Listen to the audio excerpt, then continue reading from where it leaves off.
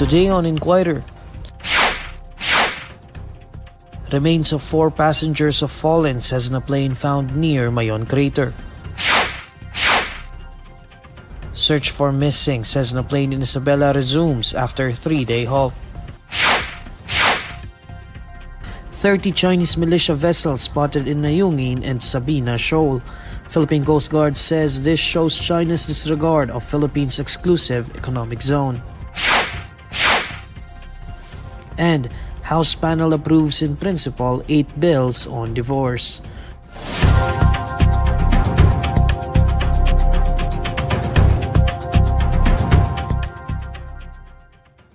Good evening. For our top story, the Philippine Coast Guard says the presence of Chinese militia vessels in the West Philippine Sea shows that China continues to ignore the Philippines' legal ownership of its exclusive economic zone. Philippine Coast Guard Commodore J. Tariela made the remark when asked about the meaning of China's continued presence in the Philippine waters. This comes after the agency spotted 30 suspected Chinese militia vessels in the West Philippine Sea, particularly in Sabina Shoal and Ayungin Shoal. Tariela says the Philippine government is intensifying its presence in the West Philippine Sea in response to China's recent activities there. Meanwhile, during a maritime air patrol on Tuesday, Philippine Coast Guard aircraft passengers received a text roaming alert saying, quote, "Welcome to China." The passengers aboard the Philippine Coast Guard Cessna caravan received this message as the aircraft approached Ayungin Shoal located within the Philippines' exclusive economic zone. China claims nearly the entire South China Sea, including the West Philippine Sea. In 2016, a ruling by an international arbitral tribunal in The Hague invalidated China's sweeping claims and upheld the Philippines' rights over its exclusive economic zone. Albay disaster officials confirmed that the remains of the 4 people on board the Cessna plane which crashed near Mayon volcano were already found. To tell us more, here's Faith Argosino reporting live. Faith, what is the status of the retrieval operations right now? Well, Neil, according to Kamalig Mayor Carlos Irwin Baldo Jr.'s latest update, the teams are currently retrieving the bodies in the area. With Albay Provincial Safety and Emergency Management Office Chief Dr. Cedric Daip says they are also considering the weather conditions, Mayon situation, and the pacing of respondents in retrieving the bodies. Baldo confirmed on Wednesday night that the bodies of the 4 people on board the Cessna plane which crashed in Mayon volcano were found by the search and rescue teams deployed to climb the crash site. The team, composed of local mountaineers, government rescuers, and other guides, started climbing on Tuesday to reach the crash site, about 6,000 feet from the volcano's base. The Cessna RPC-340 went missing on Saturday morning with the pilot Captain Rufino James Crisostomo Jr., his mechanic Joel Martin, and their 2 Australian passengers, Simon Chipperfield and Carthy Santanam. The debris of the Cessna RPC-340 was located some 350 meters from the volcano's summit crater on Sunday afternoon. That's it for me, Neil. Back to you. That's Faith Argosino reporting live.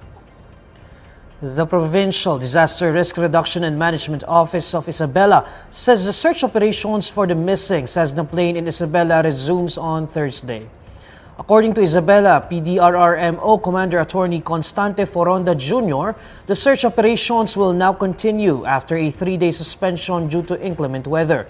To fast-track the operations, Foronda also said 4 more tracker dogs and 8 handlers would be deployed to Maconacon town. Local authorities in Isabela reported that the 6-seater Cessna 206 plane went missing an hour after leaving the Kawayan Domestic Airport in Isabela on January 24. The aircraft was bound for the coastal town of Maconacon when it went missing. Next on Inquirer Today. After China laser incident, Department of Defense says the United States assures Philippines of its ironclad commitment on alliance. House panel approves in principle 8 bills on divorce.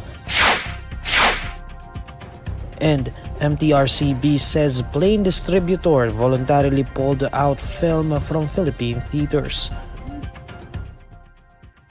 This is Inquirer Today. We'll be back shortly.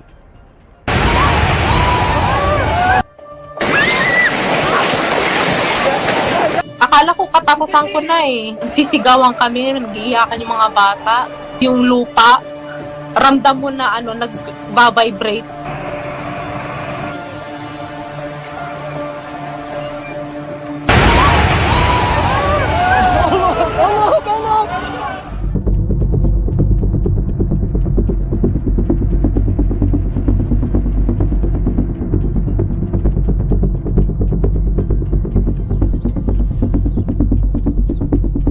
Patulog na kami ng asawa ko. Nakaramdam kami ng pagyanig na tuloy-tuloy. Tumayo yung asawa ko at ako din sumunod na rin sa kanya. Nung paglabas namin ng pinto, tumigil yung lindol. Ayun pala, pabagsak na yung building namin at napahiga po kami ng asawa ko sa semento. Sumigaw na ako ng malakas kasi akala ko madadaganan na ako eh. Akala ko mamamatay na ako eh. Nagpanic na ako dun eh. Kasi nasa third floor po kami eh. Yung asawa ko dumiretso sa fourth floor para nandun yung nanay at tatay niya na nakatira. Ako naman, pababa na ng hagdan. Sisigaw na ako. Yung paglabas na ng bahay, kita ko yung first floor, hati na yung bumaba na yung pader. Deprem meydana geldi şu anda. Şu anda deprem meydana geldi. Kayıtta mısın? Deprem meydana geldi. Tapos yung the rest nung tumigil na, yung aftershock niya, malakas pa rin. Yung mga puno, shake talaga.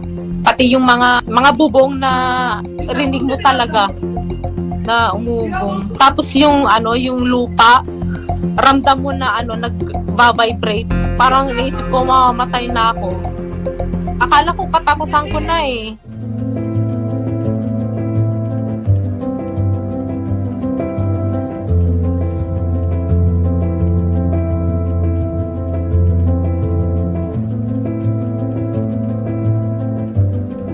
Aftershock. Mga kasamahan namin nandun. Dilim. Kami ng asawa ko, nag-stay po kami sa sasakyan. Pero yung iba, may nag-stay sila sa maliit na tent. 2 nights po kami nag-stay doon. Kasi hindi na namin kaya, sir, yung lamig eh. Walang tulong na dumating. May dala kami ng blanket. Hindi pa rin po sapat. Tsaka tubig. Malinis na tubig na inumin. Tapos heater, sir, at emergency light. Nag-ask sila ng tulong from the government, yung kamag-anak ng asawa ko. Kaso sabi nila after 1 week. Eh di naman pwede yun, sir, kasi may mga bata magkakasakit yun eh. May mga matatanda. Asawa ko nga may sakit eh. Nauubo. Tapos yung gasolina ng sasakyan namin mauubos na.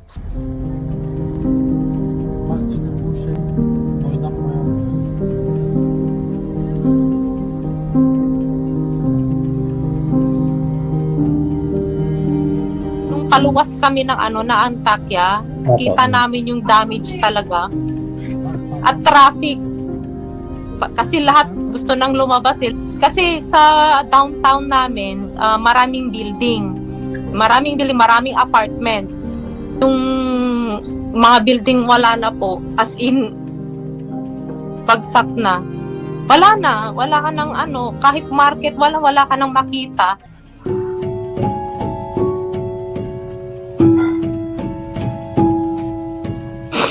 May trauma na po, sir. Pag dito, pintuan pa lang, pag sara mong ganun akala mo maglilindol ulit.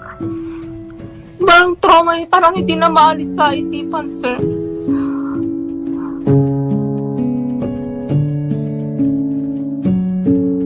Yung takot ba? Hindi nga ako kami makakain Kasi yung nangyari, nandito pa rin. hindi maalis. Payaman ka man, mahirap, o ano, gaano kakaingat, maraming pera o ano, yung sakuna, darating at darating talaga sa buhay mo. Na, yun nga, pray lang ang ano, ang makakatulong sa atin.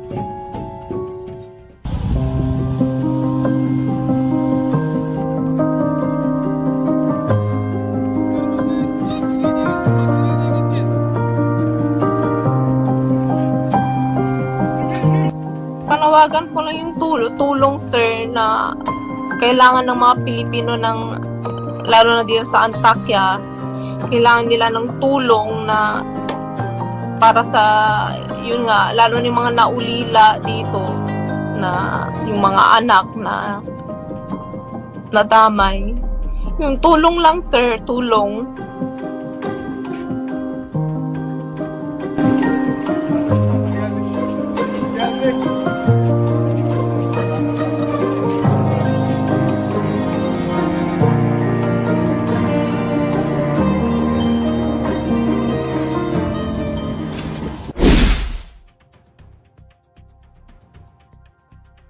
The United States assures the Philippines of its ironclad commitment to both countries' alliance after the Chinese Coast Guard's harassment of the Philippines vessel using a military-grade laser.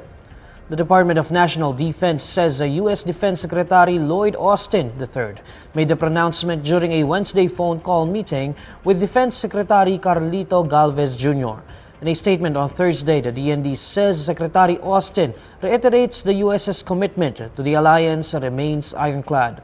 According to the DND, Austin even stressed that an armed attack on Philippine armed forces, aircraft, and public vessels anywhere in the South China Sea would trigger the Mutual Defense Treaty between the U.S. and the Philippines. The DND says Galvez thanked Austin for the expression of support. The bilateral meeting comes after the February 6 incident when a Chinese Coast Guard illuminated a green light twice towards a Philippine Coast Guard vessel in Ayungin Shoal in the West Philippine Sea. A committee in the House of Representatives approves in principle 8 bills on divorce which are subject for consolidation. During the Committee on Population and Family Relations hearing on Thursday, Albay 1st District Representative Ed Salagman moved to approve 8 bills on divorce. The motion was seconded by other representatives present in the hearing. Lagman will lead a technical working group that will consolidate the divorce bills into a substitute bill. In a speech, Lagman tells the committee that the Philippines remains the only country that has not yet legalized absolute divorce. He says divorce would benefit couples in, quote, inordinately toxic and irreparably dysfunctional marriages. The lawmaker cites studies from progressive countries that show how children from divorced parents are more resilient, more loving, and independent. The Movie and Television Review and Classification Board reveals the distributor of the movie Plane has voluntarily pulled out the film from the Philippines. MTRCB Chairperson Jorela Maria Soto Antonio shares this during the Senate Committee on Public Information and Mass Media hearing. To recall, Senator Robin Padilla sought for the MTRCB's ban on the film Plane, claiming that it brings the Philippines in a bad light. Padilla chairs the Senate Committee on Public Information and Mass Media. Soto Antonio says while in the process of re-examining the film, the distributor of the film voluntarily pulled out the movie. The MTRCB chairperson stresses they are taking concerns of the public, especially legislators, seriously. While Plane was filmed in Puerto Rico, the movie was set in Holosulu. In the movie, a band of militiamen attacked airplane passengers after an emergency landing in the area.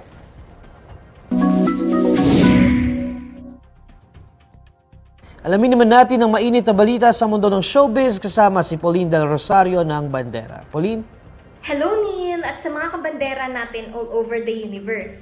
Heto ang latest chika. Nagparamdam na at may bagong social media update ang aktres na si Liza Soberano. Yan ay ilang araw matapos mabura ang lahat ng kanyang mga posts sa Instagram at YouTube. Sa bagong IG post, mukhang may pa-teaser ang aktres para sa kanyang upcoming project. May caption pa ito ng tila lyrics ng kanta na may pamagat na Flower Dream. Ipinost niya rin ito sa kanyang IG stories kalakip ng mensahe na magkakaroon siya ng live update sa kanyang YouTube channel. Kung maaalala, nitong February 21, naging usap-usapan sa social media si Liza matapos mapaghinalaang na-hack umano ang kanyang verified accounts.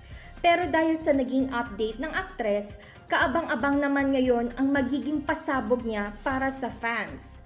Wala namang nabanggit ang dalaga tungkol sa boyfriend niyang si Enrique Hill, kaya may mga Lizken fans na humihiling na magbigay din siya ng update about them.